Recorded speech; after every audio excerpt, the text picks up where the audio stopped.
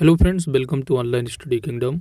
दोस्तों, उत्तर प्रदेश लेखपाल भर्ती परीक्षा के लिए अंकित भाटी सर का जो स्टडी मटेरियल है लेखपाल का, हम लोग एक लेक्चर कंप्लीट कर चुके हैं जिसमें कि भारतीय प्राचीन इतिहास को कवर किया गया है। और आज की इस वीडियो जो कवर किया जाएगा वो अगला टॉपिक होगा, दैट इज मध्यकालीन भारत का इतिहास। यदि आपने प्रीवियस लेक्चर कंप्लीट नहीं किया है तो वीडियो के डिस्क्रिप्शन में लिंक मिल जाएगा, प्लेलिस्ट का आप जाकर के कवर कर सकेंगे। तो आइए दोस्तों स्टार्ट करते हैं। मध्यकालीन भारत। भारत पर आक्रमण करने वाले प्रथम मुस्लिम आक्रमणकारी कौन थे? तो अरब थे, जिसका उल्लेख चज़नामा में मिलता है। तो ध्यान रखिएगा, इंपॉर्टेंट फैक्ट है, यदि एग्जाम में पूछा जाता है कि प्रथम मुस्लिम आक्रमणकारी अरब थे, इसका उल्लेख किस में मिलता है? चचनामा में। प्रथम मुस्लिम आक्रमणकारी मोहम्मद बिन कासिम था। मोहम्मद बिन कासिम था जिसने 712 ईस्वी में सिंध पर आक्रमण किया था। कहीं कहीं आपको 711 ईस्वी भी देखने को मिलेगा। तो यदि आपको ऑप्शन में 711 और 12 मिलेगा तो 712 आपको लगाना होगा। 712 नहीं दिखता तो आपको 711 लगाना होगा। अगला प्रश्न है, गजनबी वंश का संस्थापक अल्पतगीन था तथा भारत पर आक्रमण करने वाला पहला तुर्क शासक सुबुक्तगीन था। इसने हिंदू शाही राजवंश के राजा जयपाल पर विजय प्राप्त की थी। सुल्तान की उपाधि धारण करने वाला महमूद गजनबी प्रथम तुर्क शासक था। पहला तुर्क शासक कौन था जिसने सुल्तान की उपाधि धारण की? तो दैट इज महमूद गजनबी। गजनबी ने भारत पर 17 बार आक्रमण किया। इसका प्रसिद्ध आक्रमण 1025 ईस्वी में गुजरात में स्थित सोमनाथ मंदिर पर किया गया था। भारत में तुर्की राज्य का संस्थापक मोहम्मद गोरी था। महमूद गजनबी का भारत पर अंतिम जो आक्रमण रहा वर्ष 1027 ईस्वी में आगरा के निकट भेरा के दुर्ग पर किया गया था। अरबी लेखक अलबरूनी गजनबी के साथ भारत आया था। इसकी प्रसिद्ध रचना किताबुल हिंद है। मोहम्मद गोरी ने भारत पर आक्रमण 1175 ईस्वी में मुल्तान पर किया था और 1178 ईस्वी में वह गुजरात के शासक भीम द्वितीय दर्ज मूलराज से पराजित हुआ था। तराइन की प्रथम लड़ाई 1191 ईस्वी में गोरी की सेना बुरी तरह पराजित हुई थी तराइन की पहली लड़ाई में, लेकिन 1192 ईस्वी में तराइन की द्वितीय लड़ाई में गोरी ने पृथ्वीराज चौहान को पराजित करके बंदी बना लिया और इन युद्धों का वर्णन मिनहाज उस सिराज ने किया है। वर्ष 1194 ईस्वी में चंदावर के युद्ध में गोरी ने गढ़वाल शासक जयचंद को पराजित किया। तो याद रखिएगा, चंदावर युद्ध का टाइम पीरियड कितना है? 1194 ईस्वी। इस विजय ने भारत में तुर्क शासक की नींव डाली। तो किस युद्ध के द्वारा भारत में तुर्क शासन ने अपनी नींव डाली थी? याद रखना है, चंदावर का युद्ध 1194 ईस्वी का रहा है। गोरी का अंतिम आक्रमण 1205 ईस्वी में खोखरों के विरुद्ध किया था। गोरी के भारतीय राज्य का उत्तराधिकारी कुतुबुद्दीन ऐबक था। गोरी के सेनापति बख्तियार खिलजी ने पूर्वी भारत को विजित किया तथा नालंदा व विक्रमशिला विश्वविद्यालय को नष्ट कर दिया। किसने? बख्तियार खिलजी ने। किसके सेनापति रहे? मोहम्मद गोरी। दिल्ली सल्तनत के कुछ वंश दे रखे हैं और उनका टाइम पीरियड क्या रहा आप यहाँ पर एक सरसरी निगाह से देख सकते हैं। दिल्ली सल्तनत, गुलाम वंश, उसके बाद खिलजी वंश, उसके बाद तुगलक वंश, सैयद वंश और लोदी वंश। तो इनका जो सीरियल नंबर है इसको याद रखना, अक्सर एग्जाम में पूछा जाता है। हायरार्की पूछ लिया जाएगा या आपसे मतलब क्रोनोलॉजी के हिसाब से पूछ लिया जाएगा, ठीक है।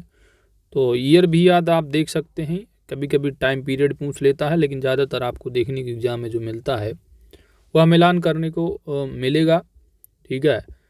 यदि आप सीरियल याद रखे हैं ईयर नहीं याद है तब भी आप मिलान कर ले जाएंगे, नंबर देख लीजिए तो ज़्यादा अच्छा रहेगा। अगला तथ्य है कुतुबुद्दीन ऐबक का राज्याभिषेक 25 जून 1206 ईस्वी में लाहौर में हुआ और उसने लाहौर को अपनी राजधानी बनाया। किसने? कुतुबुद्दीन ऐबक ने। 1208 ईस्वी में गौरी के भतीजे ने ऐबक को सुल्तान की उपाधि की। इसने कुतुब मीनार का कार्य प्रारंभ करवाया और दिल्ली में कुव्वत उल इस्लाम मस्जिद और अजमेर में 2.5 दिन का झोपड़ा का निर्माण कराया। किसने? कुतुबुद्दीन ऐबक ने। 1210 ईस्वी में चौगान दैट इज पोलो खेलते समय घोड़े से गिरकर इनकी मृत्यु हो गई। अक्सर एग्जाम में पूछा जाता है तो घोड़े से गिरकर इनकी मृत्यु हुई थी, याद रखना है। इल्तुतमिश को दिल्ली सल्तनत का वास्तविक संस्थापक माना जाता है। इसने दिल्ली को अपनी राजधानी बनाया और यह दिल्ली का प्रथम शासक था जिसने सुल्तान की उपाधि धारण की। इल्तुतमिश को गुलाम का गुलाम भी कहा जाता है। इल्तुतमिश ने 40 दल एवं इक्तादारी प्रथा का प्रचलन किया था। इसने चांदी के टंका एवं तांबे के जीतल का प्रचलन किया। सुल्तानगढ़ी का मकबरा भारत का प्रथम मकबरा है जिसका निर्माण इल्तुतमिश ने कराया था। रजिया दिल्ली सल्तनत की प्रथम व अंतिम महिला मुस्लिम शासक थी। तो दिल्ली सल्तनत की पहली या अंतिम पूछा जाए आपको याद रखना है रजिया सुल्तान शासक रही। बलबन जिनका टाइम पीरियड 1266 से 86 ईस्वी तक रहा है, इन्होंने चहलगानी को समाप्त कर दिया तथा विरोधियों के प्रति कठोर लौह एवं रक्त की नीति का पालन किया। तो लौह और रक्त की नीति अक्सर पूछा जाता है आपसे एग्जाम में, तो याद रखना बलबन से संबंधित है।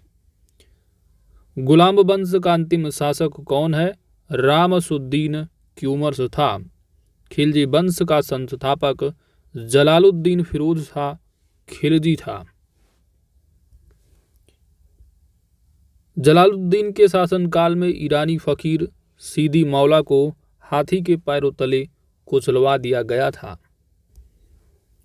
अलाउद्दीन खिलजी इस वंश का विख्यात शासक था।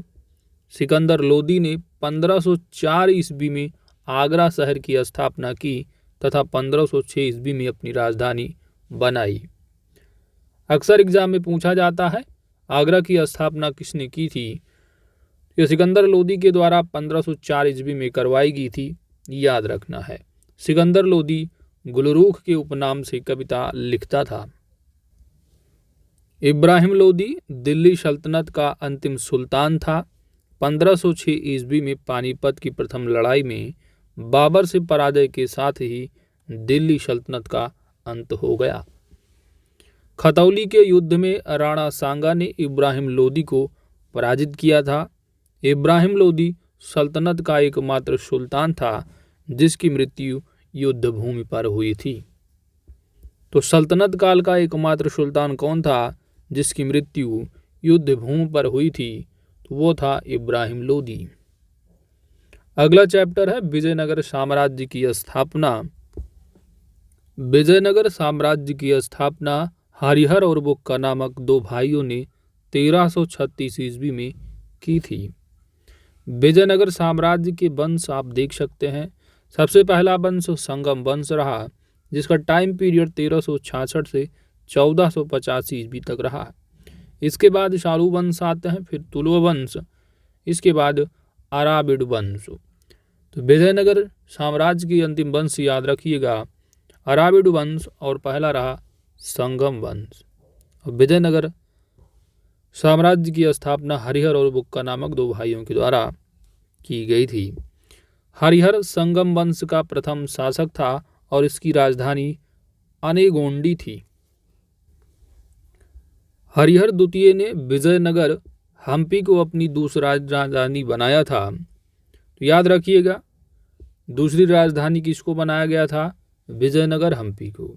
देवराय प्रथम के समय इतावली यात्री निकोला डी कोंटी भारत आया था। विरूपाक्ष द्वितीय संगम वंश का अंतिम शासक था। तुलुव वंश विजयनगर का तीसरा राजवंश था और इसके संस्थापक वीर नरसिंह ने विवाह कर को समाप्त कर उदार नीति प्रारंभ की थी। कृष्णदेवराय, जिसका टाइम पीरियड 1509 से 29 तक रहा, इनके बारबोसा और डेमिगो पायस नामक पुर्तगाली यात्री विजयनगर राज्य की यात्रा पर आए थे। किसके टाइम पर? कृष्णदेवराय। 1565 ईस्वी के तालीकोटा के युद्ध राक्षसतगढ़ी में बहमनियों ने विजयनगर साम्राज्य को गहरी शिकस्त दी। विजयनगर का अंतिम शासक रंगा तृतीय था। अलाउद्दीन खिलजी गुप्तचर प्रणाली एवं बाजार नियंत्रण प्रणाली स्थापित की थी। याद रखिएगा, गुप्तचर प्रणाली एवं बाजार नियंत्रण प्रणाली किसके द्वारा? अलाउद्दीन खिलजी। भू राजस्व उपज के आधे हिस्से पर निर्धारित किया गया था। भू राजस्व जो था वह उपज के आधे हिस्से पर निर्धारित किया गया था। मुस्तगराज नामक राजस्व अधिकारी की नियुक्ति थी। इस पर लगान कर लगाने हेतु भूमि की पैमाइश कराई थी और इसने चराई कर और मकान कर भी वसूल किया था। इसने प्रथम बार घोड़े दागने और हुलिया पहचान प्रणाली का प्रारंभ किया। अलाउद्दीन खिलजी के शासनकाल में इसके सेनापति मलिक काफूर ने दक्षिण में पांड्य राज्य तक विजय अभियान किया था। मुबारक शाह खिलजी दिल्ली का प्रथम सुल्तान था जिसने स्वयं को खलीफा घोषित किया। गयासुद्दीन तुगलक वंश का संस्थापक था जिसका वास्तविक नाम हाजी मलिक था। इसने अकाल संहिता का निर्माण कराया। मोहम्मद बिन तुगलक को जौना खां भी कहा जाता था और इसके शासनकाल में अरब यात्री इब्न बतूता भारत आया था। तो याद रखिएगा, यह पॉइंट अक्सर एग्जाम में पूछा जाता है कि इब्न बतूता किसके शासनकाल पर भारत आया था। तो टाइम पीरियड 1333 और मोहम्मद बिन तुगलक। मोहम्मद बिन तुगलक ने सती प्रथा को रोकने का प्रयास किया और 1327 ईस्वी में दिल्ली की जगह देवगिरी दौलताबाद को राजधानी बनाया। 1332 और 30 ईस्वी में प्रतीक मुद्रा का प्रचलन किया। इसने दोआब क्षेत्र में कृषि सुधार कार्य भी किए। अगला तथ्य है, फिरोज शाह तुगलक के समय जजिया एक अलग कर बना जो पहले भूराजस्व का एक भाग था और इसने ब्राह्मण पर भी जजिया कर लगाया था। तो याद रखिएगा, वह कौन सा शासक रहा है जो जजिया कर जो है वो ब्राह्मणों पर भी लगाया था? That is Firoz Shah Tughlaq. सैयद वंश का संस्थापक खिज्र खां था और सल्तनत काल में शासन करने वाला यह एकमात्र शिया वंश का था। खिज्र खां ने रैयत ए आला की उपाधि धारण की थी। बहलोल लोदी ने लोदी वंश की स्थापना की थी। बहलोल लोदी ने दिल्ली शासकों में सर्वाधिक समय दैट इज 38 वर्ष तक शासन किया था। तो दिल्ली शासकों में सर्वाधिक समय तक शासन करने वाला कौन रहा है? तो वह रहा लोदी वंश का संस्थापक बहलोल लोदी। इसके जौनपुर राज्य को दिल्ली सल्तनत में शामिल किया इन्होंने। इसके बाद बहमनी साम्राज्य का संस्थापक हसन-गुंग अलाउद्दीन बहमन शाह था और इसने गुलबर्गा को अपनी राजधानी बनाया था। इसके सिक्कों पर द्वितीय सिकंदर अंकित था। मोहम्मद शाह ने 1367 ईस्वी में विजयनगर के विरुद्ध मुदगल के किलों को लड़ाई में सर्वप्रथम तोपखाने का प्रयोग किया था। शिहाबुद्दीन अहमद शाह प्रथम ने सूफी संत गेसु दराज को प्रथम प्रशय प्रदान किया तथा राजधानी को बीदर स्थापित किया। हुमायूं को इसकी क्रूरता के कारण जालिम शाह और दक्कन का नीरो भी कहा जाता था। अमीर उल वरीद को दक्कन की लोमड़ी भी कहा जाता था। कलीमुल्लाह शाह अंतिम बहमनी शासक था जिसने अपना राज्य बचाने के लिए बाबर से सहायता मांगी थी। अगला तथ्य है बहमनी साम्राज्य का विखंडन। राज्य दे रखे हैं, संस्थापक कौन रहा है, वंश किस वंश से संबंधित रहे, कौन सा वर्ष रहा और इसकी राजधानी क्या रही है। तो बरार वंश के संस्थापक फतेहुल्लाह इमाद शाह थे। किस वंश से संबंधित रहे, इमाद शाही वंश से, और वर्ष 1490 ईस्वी में स्थापना की थी, जिसकी राजधानी एलिचपुर गाबिलगढ़ थी। अगला है बीजापुर। तो बीजापुर की स्थापना 1489 ईस्वी में यूसुफ आदिल शाह के द्वारा करवाई गई थी और ये एक आदिल शाही वंश से संबंधित रहे, जिसकी राजधानी नौरशपुर थी। अहमदनगर की स्थापना 1490 ईस्वी में मलिक अहमद के द्वारा की गई, जो कि निजाम शाही वंश से संबंधित रहे हैं, और इनका जो राजधानी रही अहमदनगर की वो जुन्नार अहमदनगर थी। अगला है आपका गोलकुंडा।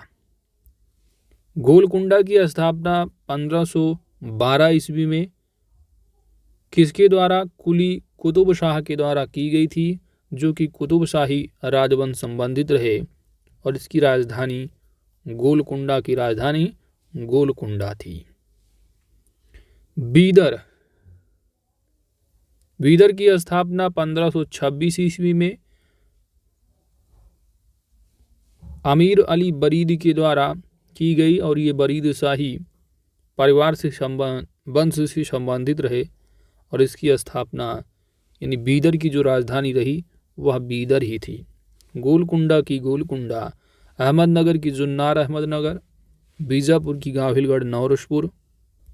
नेक्स्ट, भारत में चिश्ती सिलसिले के संस्थापक ख्वाजा मोइनुद्दीन चिश्ती थे। इनके शिष्य बख्तियार काकी के नाम पर कुतुब मीनार का नाम पड़ा था। सूफी सिलसिले दे रखे हैं। चिश्ती सिलसिला, तो ख्वाजा मोइनुद्दीन चिश्ती संबंधित रहे। सुहारवर्दी सिलसिला शिहाबुद्दीन सुहारवर्दी थे।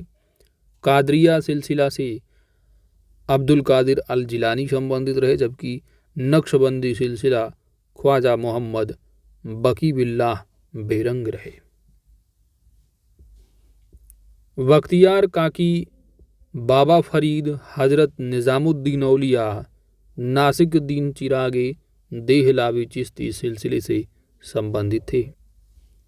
भक्ति आंदोलन के प्रथम प्रचारक शंकराचार्य माने जाते हैं। इन्होंने श्रृंगेरी पीठ जो कि कर्नाटक में है, गोवर्धन पीठ, शारदा पीठ और ज्योतिष पीठ में 4 मठों की स्थापना की थी। किसने? शंकराचार्य ने। दक्षिण भारत में भक्ति आंदोलन को रामानुज ने प्रारंभ किया था। रामानंद ने अपने उपदेश संस्कृत के स्थान पर हिंदी में दिए थे। कबीर ने एकेश्वरवाद पर बल दिया और यह सिकंदर लोदी की समकालीन थी। इनकी प्रमुख रचनाएं साखी, सबद, रमैनी, मंगल इत्यादि हैं। रैदास कबीर के समकालीन थे और इन्हें संतों का संत कहा जाता है। गुरु नानक का जन्म 15 अप्रैल 1469 ईस्वी में तलवंडी में हुआ था। नानक जी ने लंगर प्रथा का प्रारंभ किया और इन्हें सिख धर्म का संस्थापक माना जाता है। अगला तथ्य है विभिन्न संतों के मत। तो अद्वैतवाद जो मंत्र रहा वो शंकराचार्य का रहा। विशिष्ट द्वैतवाद रामानुजाचार्य। द्वैताद्वैतवाद संबंधित जो रहे वो निम्बकाचार्य रहे। शुद्ध अद्वैतवाद वल्लभाचार्य। द्वैतवाद का माधवाचार्य। तो ये सभी जो है इन मत के जो है प्रतिपादक रहे हैं। अगला है विभिन्न संतों की संप्रदाय। तो गुरु नानक संत का संप्रदाय शंकराचार्य, रामानुजाचार्य का रामानुजाचार्य, निम्बार्क का निम्बार्काचार्य, मध्वाचार्य का हरियाली संप्रदाय और वल्लभाचार्य का कद्र संप्रदाय रहा। सूरदास वल्लभाचार्य के शिष्य थे। इन्हें पुष्टि मार्ग का जहाज कहा जाता है। मीराबाई मेड़ता के राजा की पुत्री और मेवाड़ की राणा सांगा के बड़े पुत्र भोजराज की पत्नी थी। मीराबाई की भक्ति गीत पदावली कहलाते हैं। शंकरदेव को असम का चैतन्य कहा जाता है। इन्होंने अंकिया नामक नाटक शैली का विकास किया। ज्ञानेश्वर को महाराष्ट्र की रहस्यवादी संप्रदाय का संस्थापक माना जाता है। नामदेव, एकनाथ, तुकाराम और रामदास अन्य भक्तकालीन कवि थे जो महाराष्ट्र से जुड़े थे। तुकाराम और रामदास ये दोनों जो है शिवाजी की समकालीन थे। अगला है मुगल साम्राज्य। मुगल साम्राज्य की स्थापना बाबर ने की थी। इसका पूरा नाम जहीरुद्दीन मोहम्मद बाबर था। इनका जन्म 14 फरवरी 1483 ईस्वी में फरगना में हुआ था। 1520-21 में बाबर भेरा और सिथालकोट को जीत लिया था। बाबर ने भेरा के किले पर आक्रमण के समय सर्वप्रथम बारूद का प्रयोग किया था। इस युद्ध में बाबर ने तुगलमा पद्धति का प्रयोग किया था।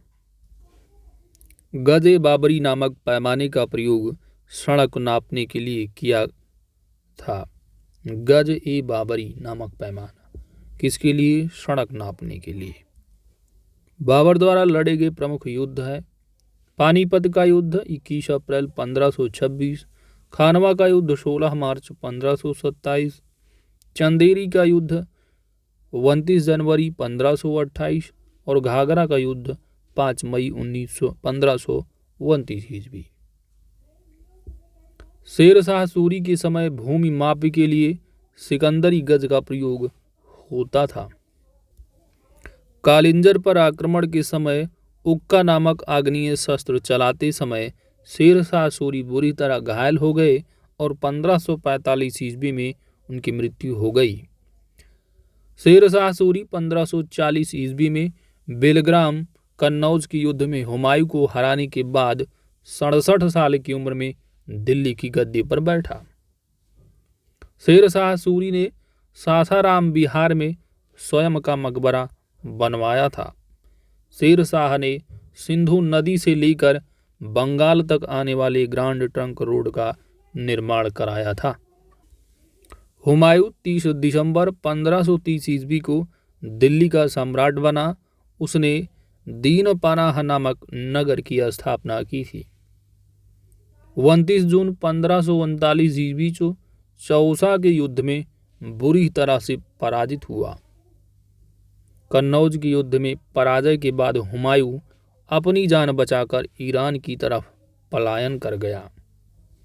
हुमायूं ने अपने भाई हिंदाल के आध्यात्मिक गुरु मीर अली की पुत्री हमीदा बानो बेगम से विवाह किया था, जिन्होंने अकबर को जन्म दिया। 23 जुलाई 1555 ईस्वी में सरयुंध के युद्ध के बाद हुमायूं पुनः दिल्ली की गद्दी पर बैठा। हुमायूं की बहन गुलबदन बेगम ने हुमायूंनामा की रचना की थी। दीपनाह भवन में स्थित पुस्तकालय की सीढ़ियों से गिरकर जनवरी 1556 ईस्वी में हुमायूं की मृत्यु हो गई थी। अकबर का जन्म 15 अक्टूबर 1542 ईस्वी को अमरकोट के राणा वीरसाल के महल में हुआ था। 10 फरवरी 1556 ईस्वी में कलानौर में मात्र 13 साल की उम्र में दिल्ली के बादशाह बने और इनके संरक्षक बैरम खां थे। अकबर ने अपना पहला आक्रमण 1561 ईस्वी में मालवा पर किया था। इसने गुजरात अभियान के समय सर्वप्रथम समुद्र रेखा को देखा था। गुजरात विजय के उपलक्ष्य में फतेहपुर सीकरी में बुलंद दरवाजे का निर्माण कराया गया था। अकबर के कुछ कार्य हैं तो दास प्रथा का अंत 1562 ईस्वी में किया गया था इनकी द्वारा। तीर्थ यात्रा कर समाप्त किया गया। जजिया कर को समाप्त किया गया और दीन इलाही की घोषणा भी की गई 1582 ईस्वी में।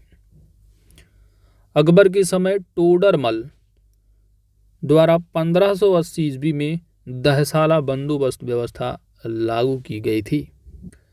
अकबर के नवरत्न दे रखे हैं: तानसेन, बीरबल, अबुल फजल, अब्दुल रहीम खान ए खाना, मान सिंह, राजा टोडरमल, फैजी, हकीम हुकाश, मुल्ला दो प्याजा।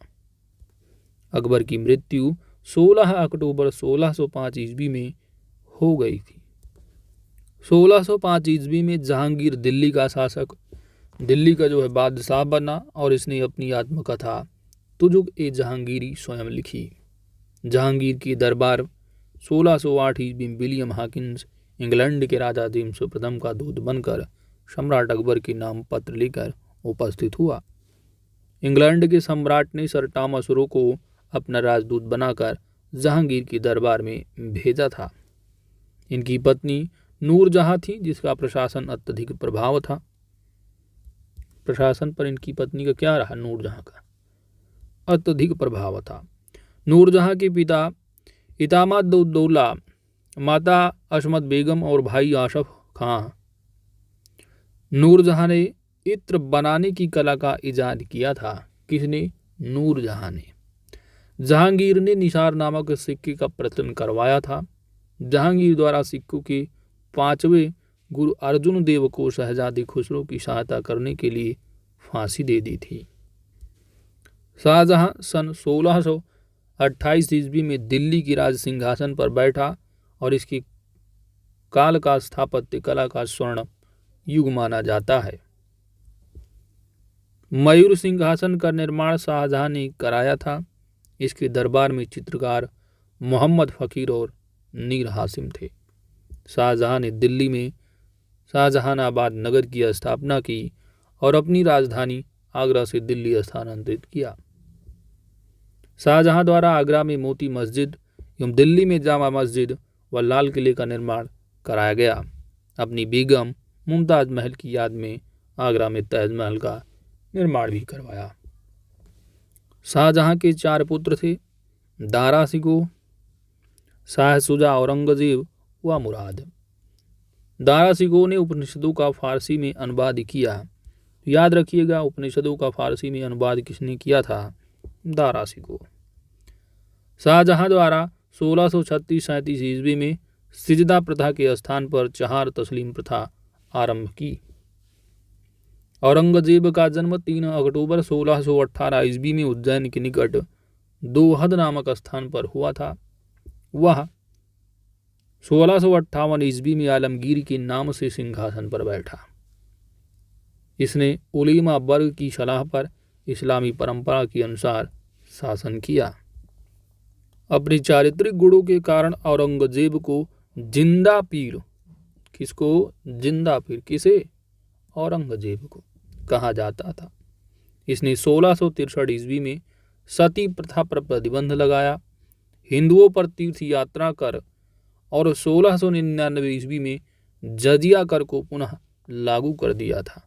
किसने जजिया कर को पुनः लागू किया? औरंगजेब।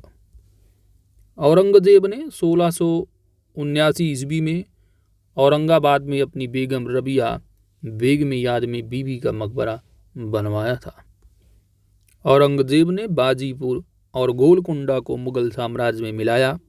नवरोज, झरोखा दर्शन, तुलादान प्रथा पर प्रतिबंध लगाया था।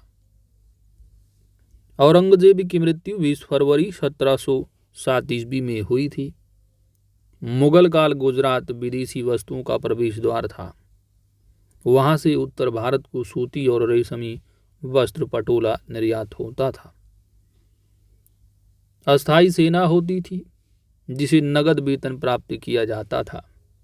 1651 ईस्वी में शाहजहां द्वारा समुद्री जहाज़ों के निर्माण का कार्य प्रारंभ किया गया था। तो याद रखिए, यदि पूछा जाता है कि समुद्री जहाज़ों का निर्माण का जो कार्य रहा है किसके द्वारा प्रारंभ करवाया गया था, तो वह था शाहजहां। जल सेना के प्रधान को मीर ए बहल कहा जाता था। वाकिया नबीश गुप्तचर पत्र का लेखन कार्य करता था।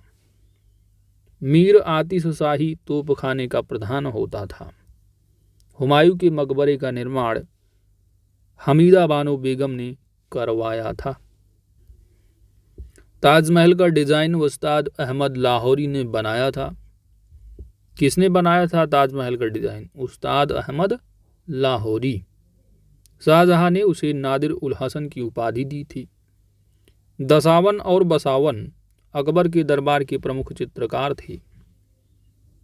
हमजानामा मुगलकालीन चित्रकारी की सबसे महत्वपूर्ण कृति है। उर्दू का प्रथम काव्य संग्रह दीवान नाम से मोहम्मद कुली ने उपनिषद की रचना करवाई थी। तुजुग-ए बाबरी की रचना बाबर ने तुर्की भाषा में की थी। पंचतंत्र का फारसी में अनुवाद मौलाना शाह मोहम्मद द्वारा किया गया था।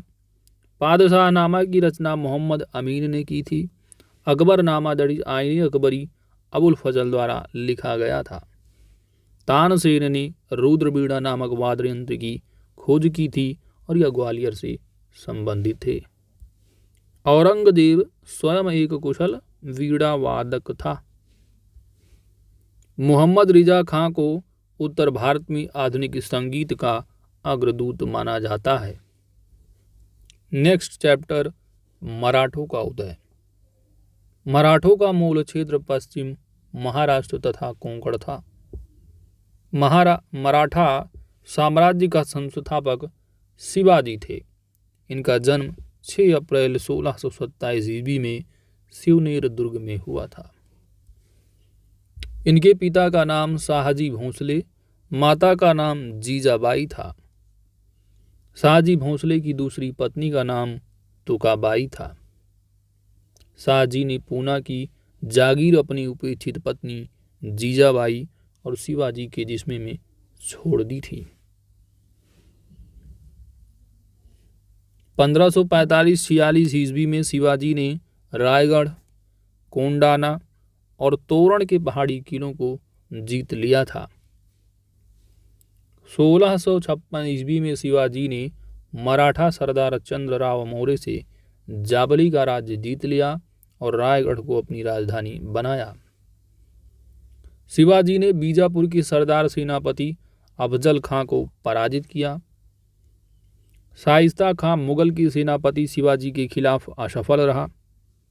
मुगल सरदार राजा जयसिंह और शिवाजी के मध्य पुरंदर की संधि हुई थी।